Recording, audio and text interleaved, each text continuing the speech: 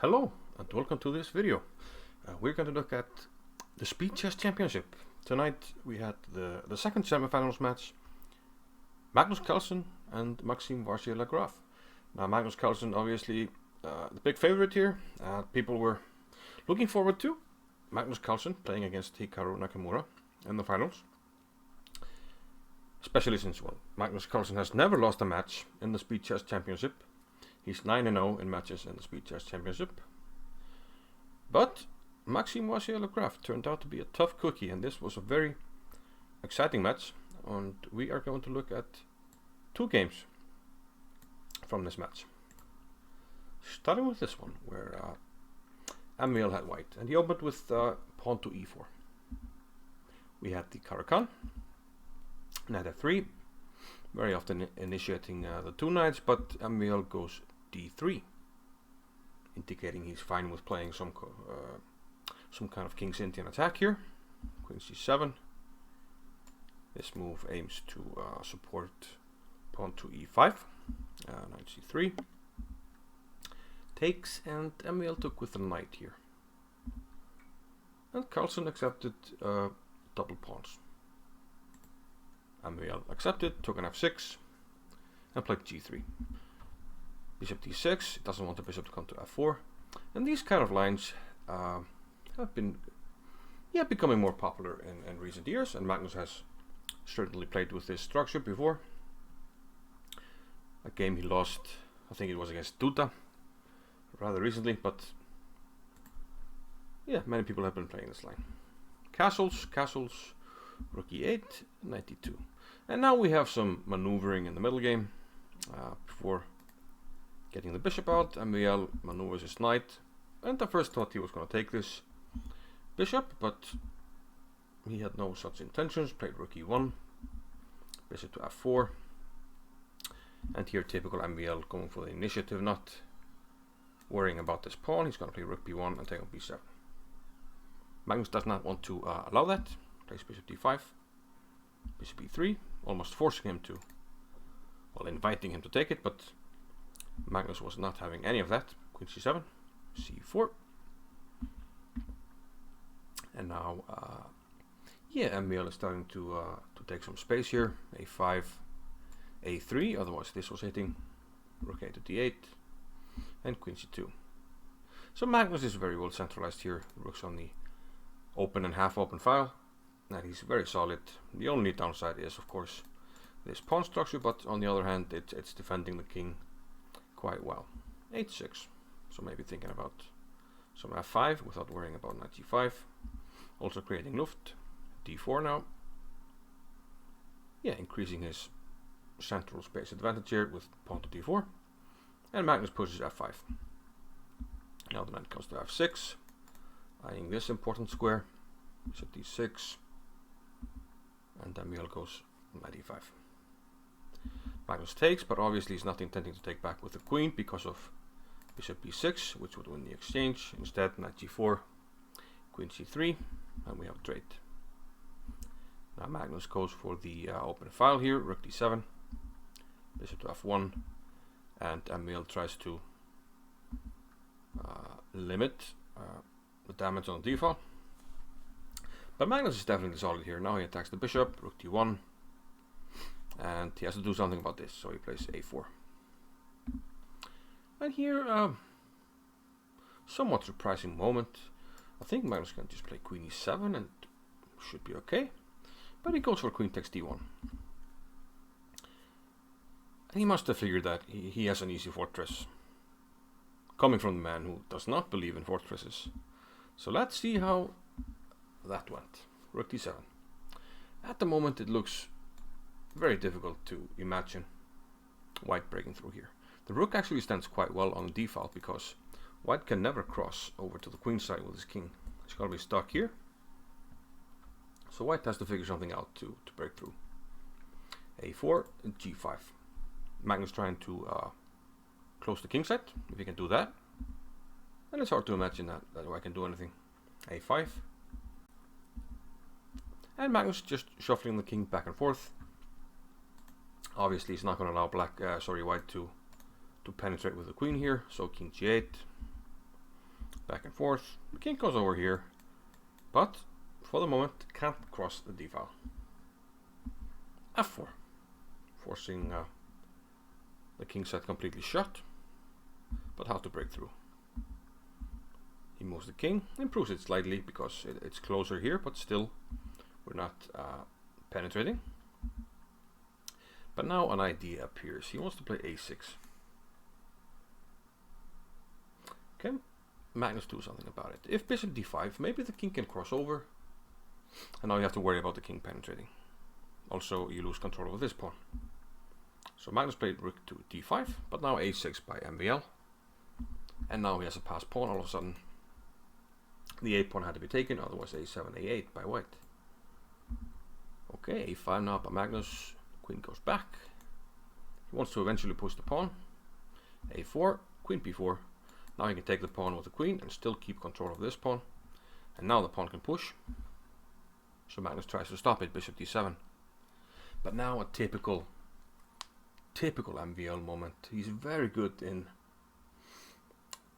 these tactics. He plays e6. And Magnus takes with the bishop. What happens if he takes with the pawn? c6. Now we opened up this diagonal, so you can't take it. I give you a check. And I made some progress. So if the bishop takes, now the pawn pushes, and it's becoming way too dangerous. Check, queen d6. Pawn is coming to c7, and the king is going to be able to penetrate. And look at this, queen d8, king d3, and rook c6. But now the king can get in, king d4, finally. It's time for the king to enter. King comes to d6 and then to e7, and this is game over. Reminds me a little bit of the famous king walk by Nigel Short. Of course, this is more of an endgame, but very similar. The king will decide on the black square, so this is the only move. And king here will protect this, and we have mate. So a very nice win by MVL. This was actually early in the match when Magnus was leading, so this pulled him even. Very important win for him. But now we're going to go later in the match, where MVL has a slight lead, but Magnus is trying to catch up. So Magnus had the white pieces.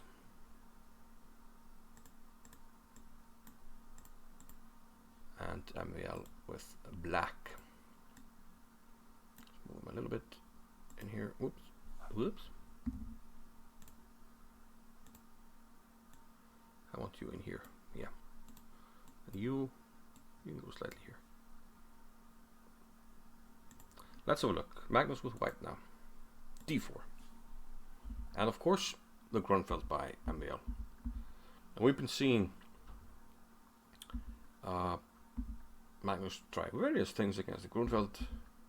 And this time he went to our sideline here with queen to a4. And he had some success with this in the match, with queen a4. Got some good positions, interesting positions. And we often saw this, the queen coming back to c2. And then very early on, Magnus would play h4. Going for this attack, not castling yet, trying to utilize the rook and create something on the king side. h6 and now e5. And Magnus actually getting a very interesting attacking position here. 97 by MVL, h5 by Magnus, and knight f5 by MVL. Takes. And here Magnus actually, well, he plays bishop d3, but he had a very interesting option here to take on h6. And this would have completely ripped open the black position. If I take with a bishop, I take with a rook, and then I take on g6 with check. And it's simply too much. I'm gonna take the knight, and everything's wide open. This is coming. This could come over. Bishop could come. The knight could come over. Everybody would join the party. Just game over completely. So knight takes would have been critical, and then queen takes g6. And this is actually difficult for black. I mean, this is threatened. What to do? So, like, you can't play knight f5 because knight g5. Computer thinks this is very, very promising for white. But Magnus, okay, played bishop d3. He still got a good position. Knight takes e3, f takes e3. Big pressure on g6 here. MVL goes with counterplay. Typical MVL. He's going to give up this, but take on f3.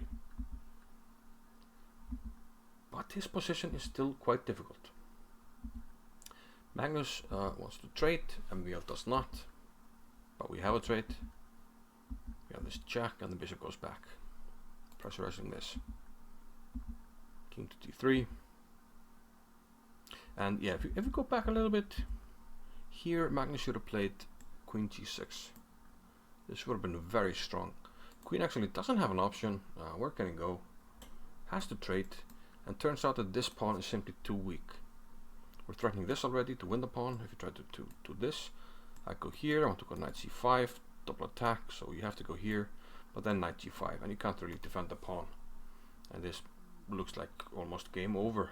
So a missed opportunity for Magnus, who quite frankly wasn't quite himself in this match.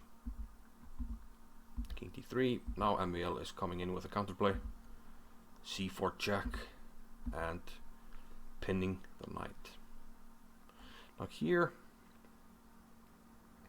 rook f1 was probably not the best, because black isn't really threatening anything. I mean, white has full control. He should just take the pawn now on b7, and everything is good. But Magnus played rook f1. After rook h2, sorry, after h5, now he took the pawn. The difference between taking the pawn immediately and this is that now the bishop can activate on h6. If we have kept the rook on h1, we would simply take this pawn, and this piece will not become active. But now it does, bishop h6, and this is very dangerous. There's actually not much you can do. The king has to make a run for it. This is the only way to keep fighting, but the game is turning.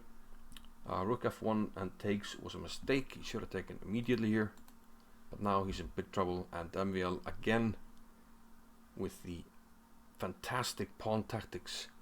He's very good at finding ways to open lines by sacrificing pawns. We saw it in the first game, we see it again here. c3 check. Can't take with the king, of course, because this will drop. We take with the pawn, and now this piece becomes active, and that's actually decisive. The knight now comes into b2, and look at this, the final blow. Bishop takes e3, and Magnus resigned this game. If the king goes here, we take the knight. The other option is to take with the queen, but then the knight on c4 jumps in, and the queen is lost. And MVL took a nice lead. Magnus tried to mount a comeback, but MVL stopped him in the last game, and he won the match, 13-11. Fantastic stuff by MVL, who moves into the final and plays against Hikaru Nakamura.